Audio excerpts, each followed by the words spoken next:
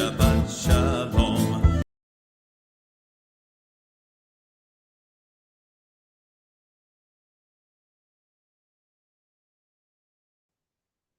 Olá, pessoal. Shabbat Shalom. É sempre muito bom estar com vocês.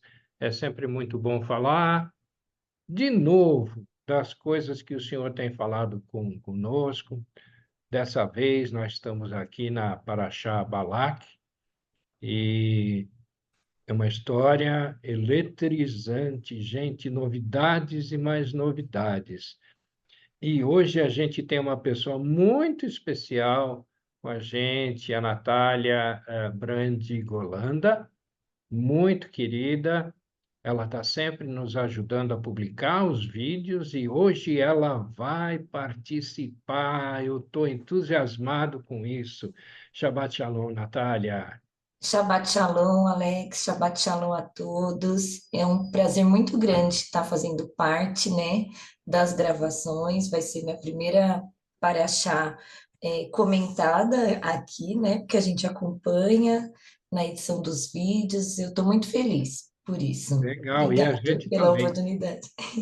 Olha, é uma história bem interessante. Essa história é a 41ª semana do ano, é a 41ª Paraxá, o Balaque, e ela está em Bamidbar, números 22, versículo 2 até o 25, 9. A Haftará está em Miqueias, do 5, 6 ao 6, 8. Na Brit Hadashá está em 1 Coríntios 1, do 20 ao 31. E Terrilim, o Salmo 79. Um tremendo de um salmo esse daí. Gente, eu vou fazer uma pergunta para vocês. O que você faria se você tivesse apavorado, mas aterrorizado com o que está acontecendo à sua volta? Você parou para pensar? Você ia estar desesperado? Você ia estar conversando com Deus? Você ia estar conversando com seu vizinho? Você ia chamar alguém? O que você ia fazer?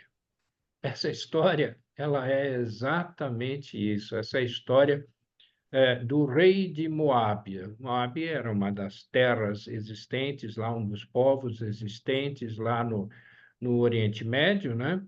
E tem, vou ler dois versículos para vocês que estão em Números 22. Viu, pois, Balaque, filho de Zippor, tudo o que Israel fizera aos amorreus. E Moabe temeu muito diante desse povo, porque era muito. E Moabe estava angustiado por causa dos filhos de Israel. Ele estava angustiado porque Deus estava do lado do povo de Israel. Ele derrotou, ele deu uma vitória estrondosa, na verdade, sobre os amorreus. E o Balaque sabia que os moabitas seriam os próximos. O povo de Israel estava lá, estava chegando neles. E agora, o que fazer? Ele falou o seguinte: eu já sei, eu vou pegar um sacerdote e vou chamar esse sacerdote, um sacerdote famoso, para ele amaldiçoar esse povo. Você acha que isso é solução? Eu não acho, não. Até porque o desenrolar da história é interessante, né? O Balaque mandou os emissários dele, prometendo muitas coisas para esse sacerdote que se chamava Balaão. E ele falou assim: vem aqui, vem amaldiçoar, e eu vou te dar um monte de coisas, vou te dar um monte vou te dar uma fortuna, você vai ser bem remunerado para amaldiçoar. E o Balaão, ele era uma pessoa interessante, ele até tinha contato com Deus, ele até conversava com Deus, Deus conversava com ele, e o que acontecia é, ok, mas se alguém pagasse para ele algo assim interessante, ele fazia o que essa pessoa queria. Então, ele não era um profeta de Deus, daqueles firmes e fortes que vão lá e falam a palavra de Deus, só a palavra de Deus. como a gente tem diversas histórias em toda a nossa Bíblia, em todo o nosso Tanar, em toda a nossa Torá. Eu acho que é algo assim impressionante.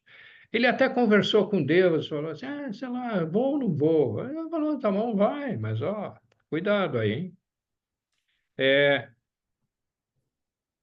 ele, quer ver um versículo interessante? Ele ficou meio em dúvida, e aí ele, no versículo 21, ele diz assim, então Balaão levantou-se pela manhã e albardou a sua jumenta e foi-se com os príncipes de Moabe, quer dizer, tinha o rei e os príncipes, eram gente de altíssimo nível, né? E a ira de Deus acendeu-se porque ele se ia.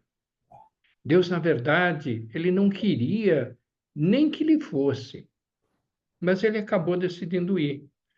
E aí ele diz assim, continuando o versículo, e o anjo do Senhor pôs-se-lhe no caminho por adversário, e ele ia caminhando, montado na sua jumenta, e dois de seus moços com ele. Ou seja, ele estava indo para lá, a oferta era boa, era interessante, né? Ele, no fundo, não se importava com o povo. E Deus conversou com ele de um jeito muito especial. É ou não é, Natália? É isso A mesmo. gente, o jeito que Deus arrumou para conversar com esse sacerdote aí. É bem engraçado, né? A gente fala, Deus nos surpreende até no jeito de conversar com cada um. E o Balaão, ele até, ele era usado, né? Ele conversava com Deus, igual você falou, mas ele, por ser vendido, por ele acabar, assim, com esses princípios, esses valores do Senhor, Deus teve que dar uma chacoalhada nele, né? E aí Deus usa quem está lá disponível. E no caso de Balaão, Deus acabou usando a jumenta. Aí eu fico pensando, né, nisso tudo. Eu falo assim, eu tenho aqui meus gatinhos, né? E aí eu falo, já imaginou se quando eu estou agindo contra aquilo que o Senhor quer que eu faça e ele fica assim irado comigo, ele usar o frajola e falar assim, Natália, porque aqui ele diz, né, no versículo 28, então o Eterno fez falar a jumenta, a qual disse a Balaão, que te fiz eu que me espancaste já 3 vezes? Aí eu falo, já imaginou se é o Frajolinha aqui falando comigo, o gatinho falando comigo, chegar através do Senhor e falar, aí você fala, né? A pessoa tem, pá, né? Dá uma espertada. E aí Balaão ainda responde a jumenta e fala, né, que por que zombaste de mim? Né? Se eu tivesse uma espada na mão, agora eu te mataria. Então ele não estava entendendo o propósito do Senhor. E aí a jumenta replica a ele e fala: Porventura, não sou eu a tua jumenta que em toda a tua vida cavalgaste contigo até hoje? Então você fala, ela quis dizer, eu te conheço, você me conhece, né? Nós caminhamos juntos. Então, aí ela coloca assim: acaso tem sido o meu costume fazer assim contigo? E ele responde que não, né? Então você fala, aí é onde o Eterno fez abrir os olhos de Balaão e ele viu o anjo. Então, por mais que a gente, né, saia dos nossos princípios, saia dos nossos valores, o Senhor, ele sempre dá um jeito, ele levanta, né, pessoas, nesse caso ele colocou a jumenta para falar, né? No meu caso, tomara que não sejam os gatinhos a falar e que eu não saia disso, né? Mas que ele abre os nossos olhos, né? E aí ele vê que ele estava nesse caminho, né? Que ele estava saindo daquilo que o Senhor queria, porque ele poderia até ir, mas ele não poderia amaldiçoar o povo, assim como Balaque queria que ele fizesse. Então, é muito forte isso, porque se fala, é um animal que foi instrumento de Deus para mostrar uma realidade, né? E ela precisou ainda passar por algumas coisas com ele, né? O anjo, ele acabou usando a jumenta para que ele pudesse enxergar aquilo que o Senhor queria que ele enxergasse. Então, a gente tem que parar para pensar sobre tudo isso, né? No que o Senhor está nos usando, quais são nossos princípios, os nossos valores, e saber que a gente não pode amaldiçoar aquele que é escolhido do Senhor, né? O povo escolhido do Senhor não tem que ser amaldiçoado, assim como a gente vê em Gênesis. Ai, qual era mesmo o versículo, Alex, de Gênesis que a gente viu? É o Que Gênesis do capítulo 12 lá do versículo 1 ao 3. isso, No versículo 3 ele diz assim, ó, é, abençoarei os que te abençoarem. Ele está falando isso para Abrão, né? Deus, é, o próprio Deus falando para Abrão, abençoarei os que te abençoarem e amaldiçoarei os que te amaldiçoarem. Então você não pode amaldiçoar o povo de Deus, porque você vai ter consequências. Tem gente que até hoje não entendeu isso, mas isso. é exatamente isso. Que história legal. O seu gatinho já falou com você, não? Não, graças a Deus. Ah, que sorte! Então você não está pisando na bola. Isso é uma coisa boa. Tô na linha, tô no caminho, É né? isso aí. Mas uma coisa interessante nessa história é que o Balaque, na verdade, a solução que ele deu é assim, ó, amaldiçoa o povo de Deus e aí está tudo resolvido.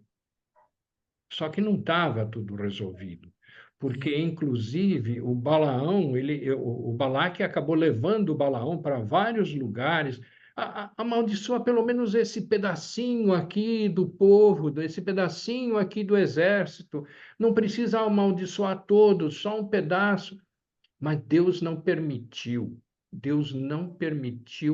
que Balaão amaldiçoasse o povo.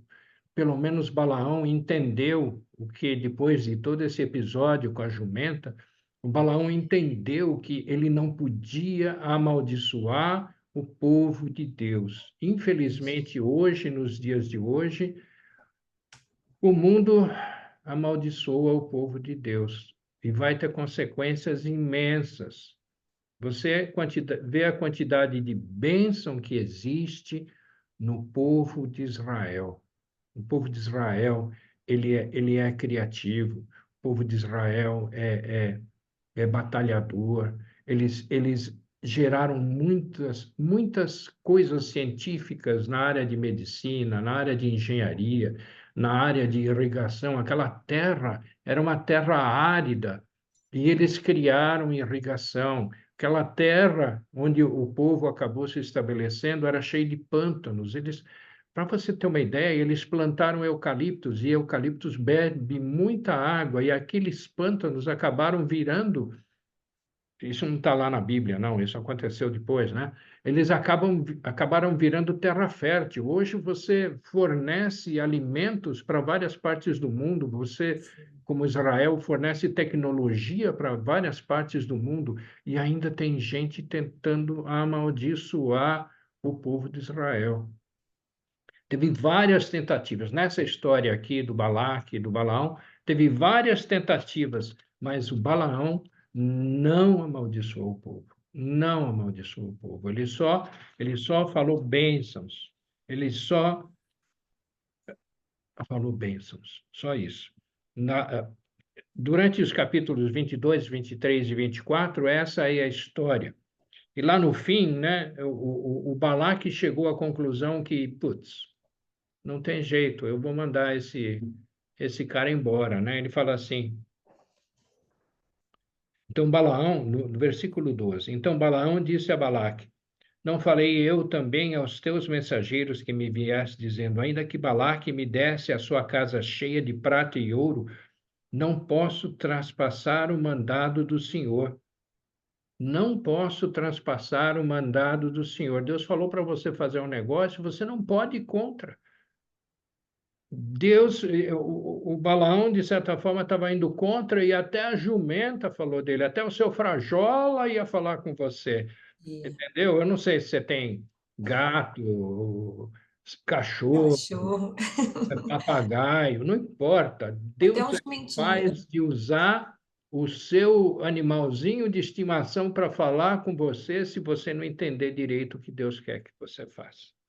Isso eu acho algo assim impressionante. Ainda bem, por isso que eu não tenho animal de estimação, tá? E você vê que aqui em Números 24, né, no 10, Aí o Balaque acabou ficando estressado, né, nos termos de hoje, a ira dele se acendeu contra Balaão, e ele fala exatamente isso: eu te chamei para amaldiçoar os meus inimigos, e agora já por 3 vezes você já os abençoou. Então não adianta, né? Não adianta, o povo pode se levantar para amaldiçoar do lado esquerdo, do lado direito, de cima, de baixo, mas Israel continuará sendo abençoado, É, porque isso é uma promessa, né? Isso é é. verdade, é verdade. Isso, e você vê isso acontecer. Só que na sequência, né, quando você chega no capítulo 25, ele diz assim: Israel deteve-se em Sitim e o povo começou a prostituir-se com as filhas dos moabitas. Deus não quer que isso aconteça. Você pode ser povo de Deus, mas você não tem o direito de fazer bobagens, não tem o direito de fazer besteiras. Deus vai ficar muito triste com você. E Deus ficou, ele continua lá dizendo assim: estas convidaram o povo aos sacrifícios dos seus deuses. Ou seja, os moabitas tinham deuses pagãos, vários, tá certo? E eles faziam sacrifícios a esses deuses pagãos. E a gente sabe que Deus é único e verdadeiro, né? O nosso Adonai. O nosso Adonai é o Deus único, soberano, né? E ele não quer que isso aconteça. Ele é um Deus ciumento, né? A gente sabe, e a gente não passou ainda por Deuteronômio, mas em Deuteronômio Deus dá as regrinhas básicas, né? Na verdade, ele deu já no Monte Sinai e aí ele repetiu para o povo lá em Deuteronômio, né? E ele diz assim: eu sou Deus ciumento, eu sou o único Deus, como é que você pode passar na tua cabeça de ter outros deuses? Como pode acontecer um negócio desses? E o povo comeu e inclinou-se aos seus deuses, juntando-se, pois, a Israel a Baal Peor, a ira do Senhor se acendeu contra Israel, até com o povo dele. Imagina, né? Você vai advertir seu filho, não faça isso, não faça isso. Aí seu filho faz, você tem vontade de torcer o pescoço do seu filho. Meu pai já teve vontade de torcer o meu pescoço. Eu não fiz as coisas que deveria fazer. E eu acho que cada um de nós fez isso alguma vez na vida, né? E chegou-se ao cúmulo de uma das pessoas, diz assim lá no versículo 6, e eis que veio um homem dos filhos de Israel e trouxe a seus irmãos uma midianita perante os olhos de Moisés e de toda a congregação dos filhos de Israel, chorando eles diante da tenda da congregação. Ele trouxe uma prostituta para o acampamento. Isso era uma afronta imensa, imensa, imensa, imensa. Deus mandou uma praga, as pessoas começaram a morrer por causa disso. Deus estava muito nervoso. Até que o Finéias, que era filho do Eleazar, Eleazar é o sacerdote, se levantou do meio da congregação e tomou uma lança na sua mão e foi após o varão israelita até a tenda e os atravessou a ambos, o varão israelita e a mulher pela sua barriga. Então a praga cessou de sobre os filhos de Israel, e os que morreram daquela praga foram 24.000. É. Mas você sabe, Alex, que Ah, mesmo a gente passando por isso tudo, Finéias teve essa atitude, colocou todas as coisas nos eixos novamente, né? Tudo que o Senhor esperava do povo de Israel. Mas aí você põe lá 700 anos quase, um pouco mais disso, entre mais ou menos isso. Depois do que tudo isso aconteceu, aí a gente vai lá para Miqueias, né, na Haftará, e a gente vê Miqueias 6, um clamor, né? Ouve agora o que diz o Eterno: levanta-te e defende a tua causa perante os montes. Ouça os outeiros a tua voz.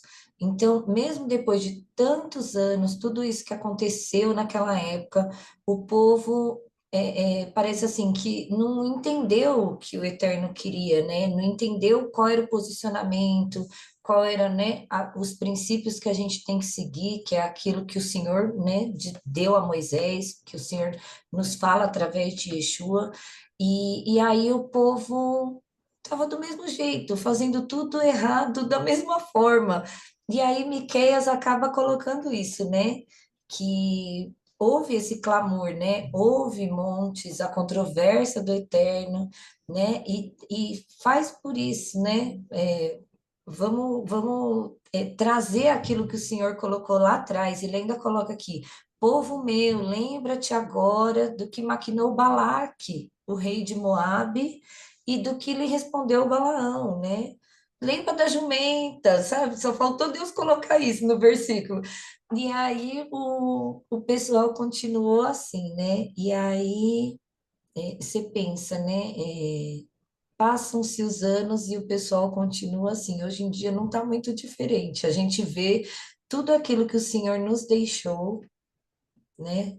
Entregou seu filho por nós, fez todas as coisas e o pessoal continua com a pedrinha no sapato da desobediência, né? Esse é um problema muito sério, muito sério. É, o tempo passa, mas as coisas acabam se repetindo, na verdade. Quer dizer, aconteceu 1.400 anos antes de Cristo, de Yeshua, aconteceu, sei lá, 700 anos ou algo assim, aconteceu há 2.000 anos atrás, acontece nos dias de hoje também, infelizmente, infelizmente. E, mas aí na Brita da Chá, tem umas coisas muito interessantes lá em 1 Coríntios, o capítulo 1. E, na verdade, os coríntios eles eram um povo pagão. Só que eles começaram a ouvir o que o Paulo, o apóstolo Paulo, que era um judeu que perseguia aqueles que acreditavam em Yeshua, até que o próprio Yeshua conversou com ele, né? E aí ele começou a pregoar para todos esses povos pagãos quem é o Yeshua. E tem uma frase lá que eu achei interessante, em 1 Coríntios 1, a partir do versículo 22, que diz assim: porque os judeus pedem sinal e os gregos buscam sabedoria. Quer dizer, os judeus estavam esperando que o Messias aparecesse, e eles não entenderam que o Messias, que é Yeshua, que é o ungido de Deus, que ele já apareceu. Eles continuaram pedindo o sinal. Os gregos buscam sabedoria, eles ficavam filosofando a respeito, filosofando e não chegando a conclusão nenhuma, né? Mas nós, aí o Paulo falando, mas nós que entendemos quem é Yeshua, né? Pregamos o Messias, pregamos o Cristo crucificado, que é escândalo para os judeus e loucura para os gregos. Mas para os que são chamados, tanto judeus como gregos, lhes pregamos o Messias, o Hamashia, né? Poder de Deus e sabedoria de Deus, porque a loucura de Deus é mais sábia do que os homens, e a fraqueza de Deus é mais forte do que os homens. Quer dizer, Deus é soberano. Deus é tudo, Deus é completo. E ele chama a gente. E a gente precisa ouvir. E a gente precisa responder. Se a gente não responder, não tem jeito. Natália, a gente tem que responder. Você já respondeu, você já falou assim, eu aceito Yeshua como meu Salvador. Eu fiz isso e muita gente que está assistindo também já fez isso. Mas tem gente que ainda não. E, Tem gente que ainda está esperando a jumenta falar, pois é, sendo ou que frajola, né? isso, sendo que o próprio Deus pode abrir os nossos olhos para a verdade. Isso aí. E a gente espera, né, que as pessoas entendam isso, que elas entendam qual é o nosso posicionamento diante do Senhor. O Eterno espera isso de nós, né, que nós tenhamos esse posicionamento, que nós não precisemos que Ele use outras coisas para que a gente abra os nossos olos, né? Ler a palavra dele abre os nossos olhos. Então, leia a palavra dele. Não precisa acreditar só no que a gente está dizendo, né? Porque a gente Não, está aqui estudando, né? Buscando, né? Buscar, né? Mateus 6:33 diz isso. Buscar o reino de Deus, a sua justiça, e o demais lhe será acrescentado. Porque não é os demais assim, ó.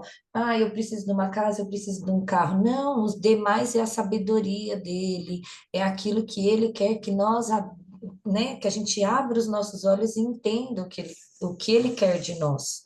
é verdade. Então, é Até no, isso. no Salmo 79, lá no versículo 30, ele diz assim: Mas vós sois dele, em Yeshua HaMashiach, o É, qual para nós foi feito por Deus sabedoria e justiça e santificação e redenção, para que, como está escrito, aquele que se glorie, glorie-se no Senhor, glorie-se em Adonai, glorie-se em Yeshua.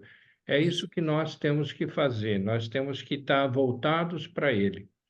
E lá também, um pouco antes, no Salmo 79, ele faz um clamor. Eu acho que a gente deveria fazer esse clamor aqui. Ele diz assim: Não te lembres das nossas iniquidades passadas. É, Apressa-te e antecipem-se-nos as tuas misericórdias. Misericórdia é não receber o castigo que a gente merece, pois estamos muito abatidos. Nos ajuda-nos, ó Deus da nossa salvação. Salvação é Yeshua. isso. Tá? Yeshua é a palavra salvação. Pela glória do teu nome, livra-nos e perdoa os nossos pecados, por amor do teu nome. Porque diriam os gentios: Onde está o seu Deus? Torna-se manifesta entre as nações à nossa vista a vingança do sangue derramado dos teus servos. Yeshua derramou o seu próprio sangue É, para pagar o preço dos meus pecados, dos pecados da Natália, dos pecados das pessoas que estão assistindo. E é isso que faz toda a diferença na nossa vida. Nós temos que agradecer ao nosso Deus maravilhoso, esse presente que ele nos deu. Ele sabe que a gente pisa na bola, ele quer que a gente se arrependa e realmente peça perdão para ele, dizendo: Pai, ó, de novo, eu errei de novo, mas me ajuda, meu Deus, me ajuda a errar menos. Acho que essa é a grande coisa. Vai estar ficando longo, então eu acho que a gente deve dizer assim: gente, olha, um Shabat cheio de shalom, cheio daquela paz completa que só Yeshua pode dar nas é nossas vidas. isso. Isso. Shabbat shalom, pessoal. Shabbat shalom, pessoal.